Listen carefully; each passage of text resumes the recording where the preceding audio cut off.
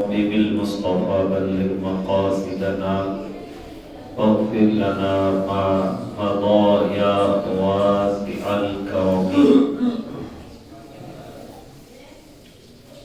الحمدللہ یہ محفل آج جشن نزول قرآن کے حوالے سے سجی ہے. آپ جتنے بھی احباب بیٹھے تھوڑی دیر کے لیے توجہ کیجیے گا. محافل اس لیے ہوتی ہے کہ آپ کی کچھ قرآن پاک کی تلاوت کے ذریعے اور ثنا خوانی کے ذریعے آپ کے ایمان کو ذرا گرمایا جائے اور پھر کچھ نصیحت کی چوٹ جب آپ کا ایمان گرم ہو جائے تو پھر نصیحت کی چوٹ لگائی جائے تاکہ بندہ اللہ کی اطاعت کے لیے نرم ہو جائے. سمجھ آئی ہے بات کہ نہیں؟ پہلے تلاوت ثنا خوانی ہوئی نا، اچھی آواز میں ثنا خانوں نے ثنا خوانی کی تو وہ دل کو گرمایا ہے. دل گرم ہو گیا ہے تو اس پہ نصیحت کی چوٹ لگے گی تو دل نرم ہو جائے گا اللہ کی اطاعت کی. یہ مقصد ہوتا ہے محفل کا. باقی تھوڑا سا نا ہم پیسے ہوتے جا رہے، بس آئے اور خاموشی سے شرکت کی اور چلے گئے. اگرچہ یہ بڑی سعادت ہے نیک لوگوں کے ساتھ بیٹھ جانا.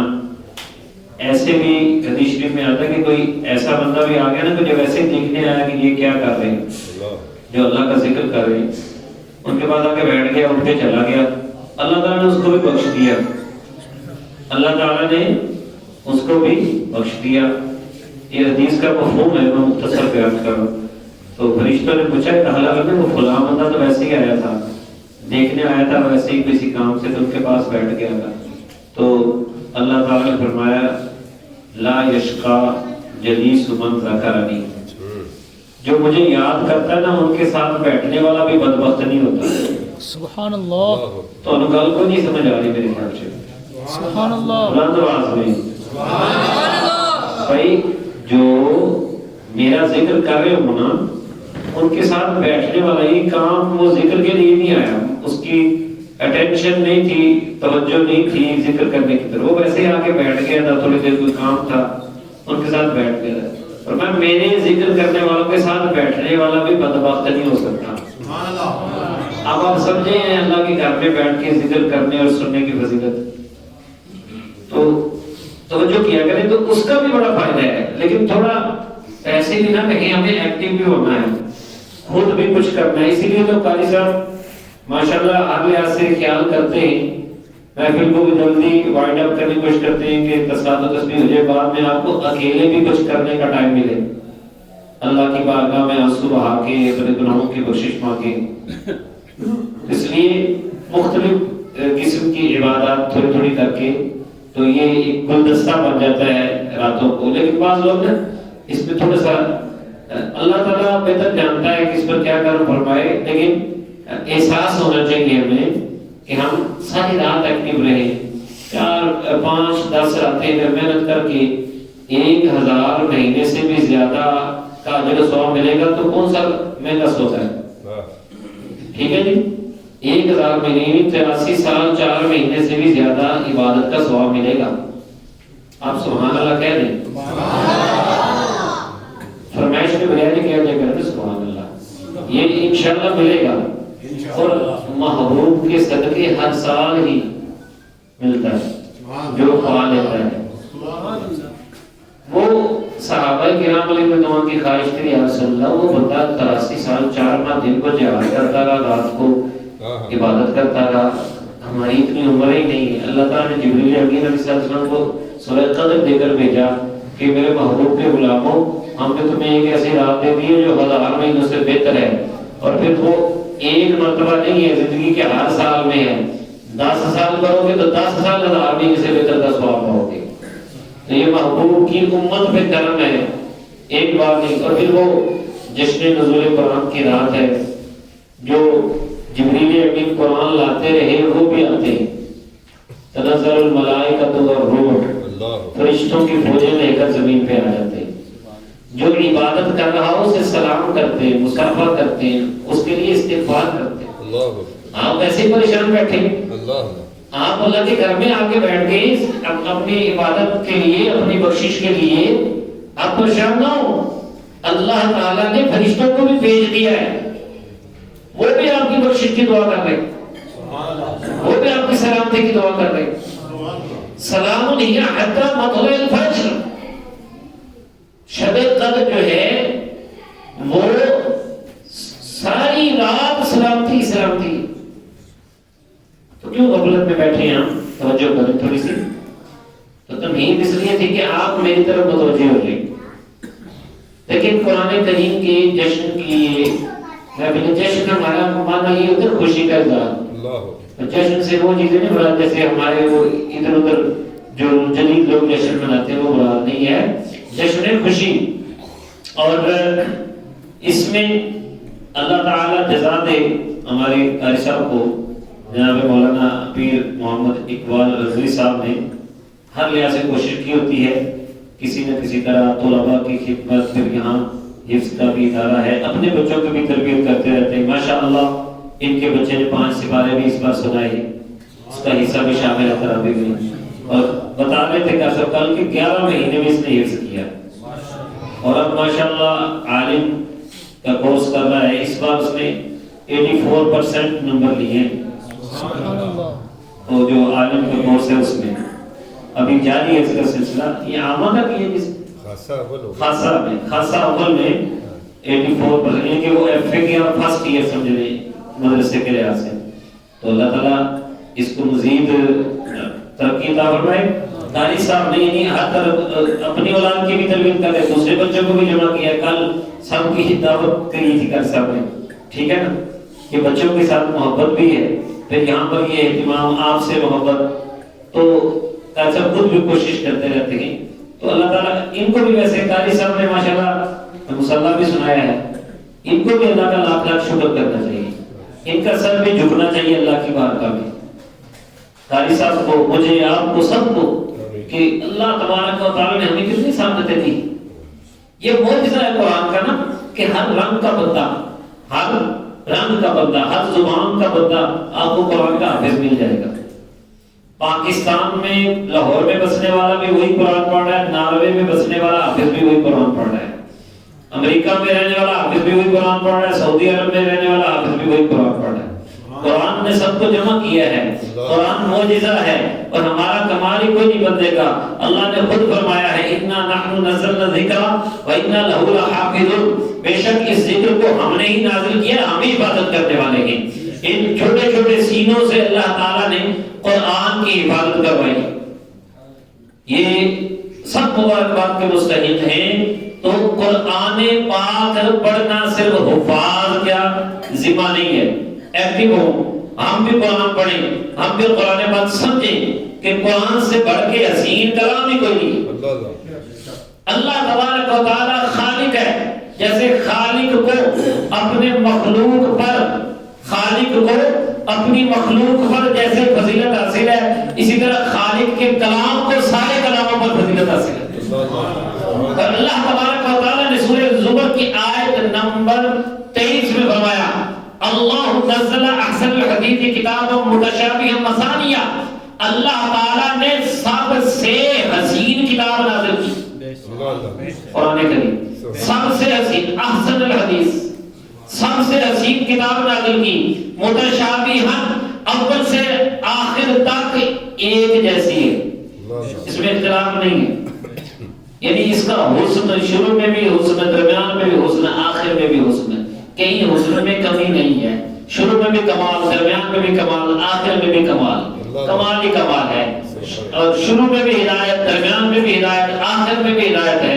ایک کمال ہی کمال ہے، شروع سے لے کر آخر تک ایک جیسی ہے۔ مثانیت دوہرا بیان ہے، دوہرا بیان ہے، مثانیہ کے دو معنی ہیں، ایک تو یہ ہے کہ قرآن میں دوہرا بیان ہے، دوہرا بیان سے کہا یہ نہیں کہ دو قسم کا، یعنی دو رنگوں کا بیان، بس دوہرا بیان یہ ہے کہ تصویر کے دونوں رخ قرآن میں دکھائے، جہاں قرآن نے وعدہ بیان کیا ہے ایمان والوں سے، اور وہاں بے ایمانوں کے لیے وعید بھی بیان کی، یہ ہے کمپیریزن کے طور پہ، تقابل کے طور پہ۔ ادھر فرمایا کہ اس آگ سے بچو، وقودها الناس والحجارہ، جس کا ایندھن لوگ بھی ہیں اور پتھر بھی ہیں، جس میں پتھر بھی جل جائیں گے، لوگ بھی بھونے جائیں گے، اس آگ سے بچو۔ وعدت للکافرین، کافروں کے لیے بنائی گئی۔ یہ آگے بڑھی ساتھ ہی آیت میں وبشر الذین آمنوا وعملوا الصالحات ان لهم جنات، اور ان لوگوں کو جو ایمان لائے اور تمام قسم کے اچھے اعمال کرتے رہے ان کو خوشخبری دے دو جنت کی۔ وعدہ بھی ہے وعید بھی۔ یہ ایک مثال ہے، اور ہمیں بعد میں جگہ جگہ ایسے مثالیں فَأَمَّا مَنْ ثَقُلَتْ مَوَازِينُهُ فَهُوَ فِي عِيشَةٍ رَاضِيَةٍ، جن کے اعمال کے وزن بھاری ہوں گے وہ دل پسند زندگی میں ہوں گے۔ وَأَمَّا مَنْ خَفَّتْ مَوَازِينُهُ فَأُمُّهُ هَاوِيَةٌ، جن کے اعمال کے وزن ہلکے ہوں گے ان کا ٹھکانہ جہنم ہے۔ تو یہ انداز قرآن میں دوہرا بیان سے یہ مراد ہے۔ اسی طرح یعنی کہ دونوں قسم کی چیزوں کا بیان ہے، کہیں امر ہے کہ کام اچھے کرو، نماز پڑھو، زکات دو، سچ بولو، والدین کے ساتھ حسن سلوک کرو، یہ امر ہے۔ تو کہیں نہیں ہے کہ جوے سے بچو، شراب سے بچو اور سود کو چھوڑ دو، اور اسی طرح ذکر نافرمانی کا ذکر ہے تو قرآن کریم میں امر بھی ہے ساتھ ساتھ نہیں بھی ہے۔ اور اس کا حسن جو ہے قرآن پاک کا، یہ آپ کو اگر آپ پڑھیں نا، تھوڑی توجہ کریں نا تو پتہ چلے گا کہ یہ لگتا بڑا ہی حسین ایک لہجے میں ہے، جیسے الرحمن علم القرآن خلق الانسان، لیکن یہ شاعری نہیں، ایک خاص قسم میں وہ لہجہ ہے ترنم، میں بڑا محتاط ہو کے کہہ رہا ہوں، لیکن شاعری نہیں ہے۔ وما هو بقول شاعر، یہ کسی شاعر کا کلام نہیں۔ وما علمناه الشعر، ہم نے محبوب کو شعر نہیں سکھائے، نہ یہ شعر ہے۔ اور اگر دیکھو تو نثر تو دنیا کی ساری نثریں نیچے ہیں، کلام کی شان کلام پاک کی سب سے اعلیٰ۔ تو یہ حسن ہے قرآن کا، اس میں اگر اخبار ہیں تو احکام بھی ہیں۔ اخبار پہلی امتوں کے واقعات، خبریں، آنے والے زمانے کی خبریں، اور ساتھ پھر احکام بھی ہیں۔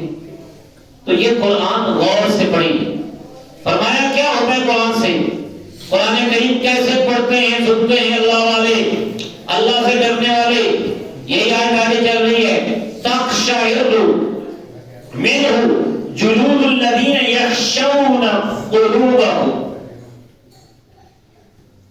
تقشعر منہ جلود الذین یخشون ربهم۔ فرمایا کہ جب قرآن پڑھتے ہیں یا سنتے ہیں تو وہ لوگ جو رب سے ڈرتے ہیں ان کے بدنوں پر بال کھڑے ہو جاتے ہیں، جاگ رہے ہیں۔ قرآن سننے کا یہ تقشعر منہ جلود، کبھی ایسے قرآن سنا جی؟ سوچئے، کیا ہم نے کبھی ایسے قرآن سنا؟ تقشعر منہ جلود الذین یخشون ربهم، جو رب سے ڈرنے والے ہیں جب قرآن کو سنتے ہیں یا پڑھتے ہیں تو ان کے جسم پر بال کھڑے ہو جاتے ہیں، رونگٹے کھڑے ہو جاتے ہیں۔ ثم تلین جلودهم وقلوبهم الی ذکر اللہ، پھر ان کی کھالیں، ان کے دل نرم ہو جاتے ہیں اللہ کے ذکر کی طرف رغبت کرتے ہوئے۔ قرآن سنتے ہیں تو پھر قرآن کے ہو جاتے ہیں، اللہ کے ذکر کی طرف متوجہ ہو جاتے ہیں، ان کے جسم کی کھالیں بھی نرم پڑ جاتی ہیں، دل بھی نرم پڑ جاتے ہیں۔ اور یہ بہت بڑی نعمت ہے، اللہ تعالیٰ سب کو نصیب کرے۔ اس طرح قرآن سوز، قرآن کہا گیا سوز کے ساتھ قرآن کو پڑھو، الہی تڑپنے بھڑکنے کی توفیق دے، دل مرتضی سوز صدیق دے، اس لیے مانگا جاتا ہے سوز قرآن کریم میں۔ اور پھر دیکھیے میرے آقا علیہ الصلوۃ والسلام کی ارشاد کا مفہوم ہے کہ جس بندے کے بدن کے بال اللہ کے خوف سے کھڑے ہو جائیں اس کے گناہ ایسے ہی جھڑ جاتے ہیں جیسے درخت کے پتے جھڑ جاتے ہیں۔ اس طرح قرآن سننے کی عادت ڈالیے، اس غور سے میرے دوستوں، بھائیوں، اور مسئولات بھی سن رہی ہیں کہ ہم نے پتہ نہیں کیا کر دیا تھوڑا اپنے غفلت کے اس دور میں، خاص کر جب ہم ٹک ٹاک کے سوشل میڈیا کے دل داغا ہو گئے، کو ہنسی میں اڑا دیتے ہیں، قرآن والوں کا بھی مذاق اڑاتے ہیں، اور بعض اوقات نصیحت کی باتوں کو ہنسی میں ٹال دیتے ہیں، مذاق میں ٹال دیتے ہیں۔ سنیں اللہ تبارک و تعالیٰ ان کی تعریف کر رہا ہے، فرمایا جو مجھ سے ڈرتے ہیں، جب میرا قرآن سنتے ہیں جسم کے بال کھڑے ہو جاتے ہیں، دل نرم ہو جاتے ہیں، کھالیں نرم ہو جاتی ہیں، اکڑتے نہیں ہیں۔ کھالیں نرم ہونے کا یہ مطلب ہے اللہ کے حکم کے آگے سب خم ہو جاتا ہے، اکڑ نہیں جاتے، دیکھی جائے گی جی نہیں نا۔ فرمایا یہ کیا ہے؟ فرمایا ذالک ھدی اللہ یہدی بہ من یشاء، یہ اللہ کی ہدایت ہے جس کے ذریعے وہ جسے چاہتا ہے راہ دکھاتا ہے، جسے چاہتا ہے راہ دکھاتا ہے۔ ومن یضلل اللہ فما لہ من ہاد، اور جسے اللہ گمراہ کر دے یعنی اس کے اعمال کی وجہ سے، اس کی ضد کی وجہ سے جسے اللہ گمراہ کر دے تو اس کو کوئی راہ دکھانے والا نہیں۔ نعمت سمجھیں، اگر آپ کا دل قرآن سننے میں لگتا ہے سمجھیں اللہ کا کرم ہے، اور اگر قرآن سننے میں، نصیحت سننے میں آپ کا دل تنگ ہوتا ہے تو سمجھو کہ اللہ تبارک و تعالیٰ نے آپ کے لیے گمراہی لکھ دی ہے، اس کا انجام بڑا سخت ہے۔ آئیے قرآن کریم کی سورہ انعام کی آیت نمبر 125 دیکھتے ہیں۔ فرمایا فَمَن يُرِدِ اللَّهُ أَن يَهْدِيَهُ يَشْرَحْ صَدْرَهُ لِلْإِسْلَامِ، جس کو اللہ تعالیٰ ہدایت کا ارادہ فرماتا ہے کہ اس کو راہ دکھائے، اس کو سیدھے راستے پہ چلائے، اس کے سینے کو اسلام کے لیے کھول دیتا ہے۔ اس کے لیے علماء نے فرمایا، اپنا وقت مختصر ہے تو اختصار سے اشارہ کرتا جا رہا ہوں، اس کے لیے نیکیاں آسان ہو جاتی ہیں، مسجد میں آنا آسان ہوتا ہے، نماز پڑھنا آسان ہوتا ہے، قرآن سننا آسان ہوتا ہے، نیکی کے کام آسان ہو جاتے ہیں۔ اور دیکھتے ہیں ہر قسم کے لوگ دنیا میں ملتے ہیں، کئی بڑی فراوانی سے نیکیاں کرتے جا رہے ہیں اور کئی بڑی فراوانی سے برائی کرتے جا رہے ہیں۔ فرمایا وَمَن يُرِدْ أَن يُضِلَّهُ يَجْعَلْ صَدْرَهُ ضَيِّقًا حَرَجًا كَأَنَّمَا يَصْعَدُ فِي السَّمَاءِ۔ دیکھو قرآن کا حسن اور یہ مثال بھی دیکھنا، اللہ تعالیٰ نے فرمایا کہ جس کے ساتھ اللہ تعالیٰ ارادہ چاہتا ہے کہ اس کو بھٹکا دے، اس کو بھٹکا رہنے دے، فرمایا اس کا دل تنگ کر دیتا ہے، رکا ہوا کر دیتا ہے، پھر اس کے دل پہ نصیحت اثر نہیں کرتی، دل مردہ ہو جاتا ہے، ایمان کی حلاوت ختم ہو جاتی ہے، نصیحت کا اثر نہیں ہوتا، قرآن کی آیات سے اثر نہیں ہوتا، اور اس کی حال کی مثال کیا ہے؟ فرمایا ایسے ہی ہے جیسے کہ وہ زبردستی آسمان کی طرف چڑھا ہے، ویسے بھی بندہ آسمان کی طرف نہیں چڑھ سکتا، اور اگر دل نہ کرتا ہو، دل نہ کرتا ہو تو پھر وہ کیسے آسمان کی طرف چڑھے گا؟ اس قدر اس کے اندر تنگی ہوتی ہے۔ ایک مثال جیسے کہ ایک ہی چیز ہے کھانے کی، آپ نے بنائی بڑی اچھی، آپ کو بھی بڑی پسند ہے اور بھی لوگوں کو پسند ہے، بچہ کہہ رہا ہے اس کی شکل دیکھ کے نہیں مجھے نہیں پسند، میں نہیں کھا سکتا، اب ماں باپ پورا زور لگاتے ہیں، کھاؤ بیٹا یہ سے یہ صحت ہوتی ہے، یہ بڑی اچھی بنائی ہے، ہم نے سارا کچھ اچھا استعمال کیا، بازار سے بڑی، بازار میں تو گھٹیا چیزیں ہوتی ہیں، ہم نے تمہارے لیے تو خاص بنائی۔ بچے کا دل جب نہیں کر رہا، آپ منہ میں ڈالیں گے آگے نہیں جائے گی، باہر کو نکلے گی۔ کبھی تسی چھوٹے ہوتے ایسے تو کتنی ہونی نا میں بوٹی نہیں کھانی، تو پھر بوٹی تو کیا آپ ہوتا سے ادھر ادھر نہیں جانے باہر نہ ہوتی، سمجھ آئی؟ یعنی ایک ہی چیز ہے، ایک بندہ اس کو مزے سے کھا رہا ہے اور اس کے لیے ہنی مریا ہے، آسانی سے گلے سے نیچے اترتی جا رہی ہے، اور ایک وہ ہے کہ منہ میں ڈالتا ہے تو آگے گزرتی کی بلکہ واپس کو آتی ہے۔ مطلب کیا؟ اس وہ دل سے اس کی طرف متوجہ ہوا، اس نے اس کو پسند کیا، وہ اس کے گلے سے نیچے اتر گئی، حلق سے نیچے اتر گئی، اور دوسرے نے اس کو ناپسند کیا، اس کی نیت بری تھی، وہ گلے میں اٹک گئی یا باہر کو آ گئی، بلکہ اس کو بعد میں چاہے کیا آ جائے، سمجھائیے نا؟ اسی طرح نصیحت کا بھائی ہے، جس پر اللہ کا کرم ہوتا ہے، جس کا سینہ کھل جاتا ہے، وہ قرآن مزے سے سنتا ہے اور قرآن کی ہدایت اس کے حلق سے اتر جاتی ہے، یعنی وہ سمجھتا ہے، حلق تک نہیں رہتی، دل تک اثر کر جاتی ہے، اور جو اللہ تعالیٰ کی نافرمانیاں کر کے اللہ کے عذاب اور عقاب کا مستحق ہوتا ہے، پھر اس پر نصیحت اثر نہیں کرتی، تو اللہ سے دعا مانگا کرو، آج کی رات یہ مانگ لینا تو کہ یا اللہ ہمارے سینوں کو کھول دے۔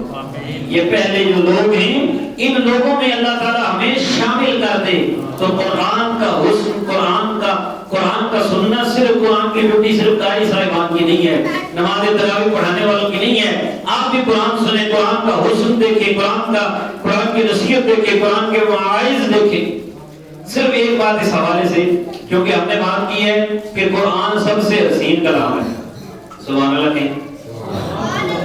یہ میں آپ کو اس لیے جگاتا ہوں کہ میں سمجھوں کہ آپ میرے ساتھ ہیں۔ ادھر ادھر بچوں کی آواز آتی ہے، ذرا توجہ ہٹ جاتی ہے، سب میری طرف ذرا متوجہ ہوئے کہیں سبحان اللہ۔ ایک قرآن سنیں، مائیں بہنیں احباب تحریک شروع کر دیں، رمضان کی نیکیاں صرف رمضان تک نہیں، جو کام دیکھیں فرض نماز روزے تو صرف رمضان میں فرض ہے نا، نماز تو سارا سال فرض ہے۔ کئی لوگ صرف رمضان میں روزے رکھتے ہیں اور ساتھ نماز پڑھ لیتے ہیں، جیسے ہی رمضان گزرتا ہے نمازیں چھوڑ دیتے ہیں۔ اور میرے آقا علیہ السلام نے تو نفل شروع کر کے ان کو چھوڑنے سے منع فرما دیا تھا۔ حضرت عبداللہ بن عمر رضی اللہ عنہ کو فرمایا نا، بخاری شریف کی حدیث نمبر 1152 ہے، نبی پاک نے فرمایا یا عبداللہ لا تکن مثل فلان کان یقوم اللیل فترک قیام اللیل، اے عبداللہ اس شخص کی طرح نہ ہو جانا جو پہلے رات کو نفل پڑھا کرتا تھا، اس نے اپنا معمول بنا لیا تھا، پھر اس نے رات کے نفل پڑھنے چھوڑ دیے، ایسے نہ ہو جانا۔ اور میرے آقا علیہ السلام تو نفلی نماز کو شروع کر کے چھوڑنے کو منع کر رہے ہیں۔ ہم اللہ کی توفیق سے اگر رمضان میں فرضی نماز پڑھتے رہے ہیں تو باقی مہینوں میں تو فرض ہے، پڑھیں گے نا انشاءاللہ سارا سال نماز، اسی طرح قرآن بھی سارا سال قرآن سے رشتہ جوڑیے۔ آئیے صرف ایک سورہ قیامہ کے حوالے سے میں ایک قرآن پاک کے حسن پر تھوڑی سی بات کروں گا اور پھر بات مکمل ہو جائے گی۔